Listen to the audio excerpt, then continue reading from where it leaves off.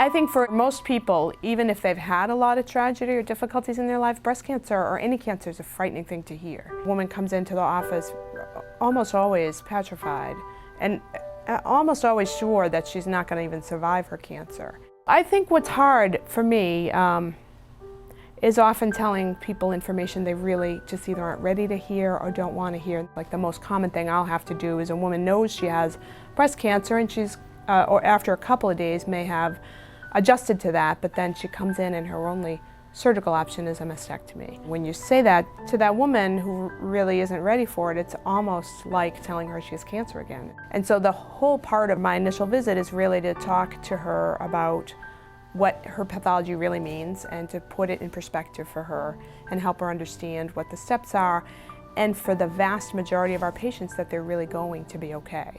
My husband understands kind of my strength and my weakness. When I worked with Peggy, we met on a surgical unit, and the patients would assume that I was the physician when we were together in the room, where of course Peg was the physician.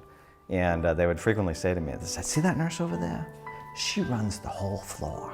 I can be difficult. And for him, it's just like he accepts that's who I am. You know, he loves that part of me. Almost every morning we have coffee together, and he puts his coffee cup on the right-hand side, and he says to the kids, "That's so I can be right at least once a day." I never win. I was the goalie yesterday. I was a disaster. As soon as we touch it, it's in. There it is, Peg. Oh, is that a goal? It's amazing. I would expect her day to drag into our personal life and drag into the kids, but when she comes through the door, she's really here. Most weeks, we do try to have dinner all together. Usually we kind of focus on what the kids are doing and what they did at school, and that's good because it's kind of letting go of everything else. And then once we start to clean up is when she'll start to talk to me about some of the bad things that happened during the day or some of the good things that happened during the day, and that's when she decompresses. No! Oh, woo! 22! The part of being the surgeon is easy for her. I mean, technically she's comfortable and she loves the operating room and she loves that control. The OR is a culture. It's a very special cultural experience, and I fell in love with it. And it's the type of field most people will say that if there's anything else you can do, you should probably do the other thing, because it's pretty demanding, you know. But there wasn't anything else I wanted to do, to be a surgeon. I like the technical part of the surgery. I really enjoy it. That piece for her is easy. The consulting part, I think, is difficult because you need to give people a lot of information. You need to give it information in the way that they can understand it. One of the wonderful things about her is that growing up in Chelsea and growing up in not even a middle-class family, a lower middle-class family, gives her the comfort level to deal with all sorts of people. I grew up in Chelsea. I lived in public housing there all the way through almost the middle of high school. My father was a police officer. My mom had been an executive secretary, but then was home with us, and there were 5 of us. There was no playground here. We would ride our bikes out here.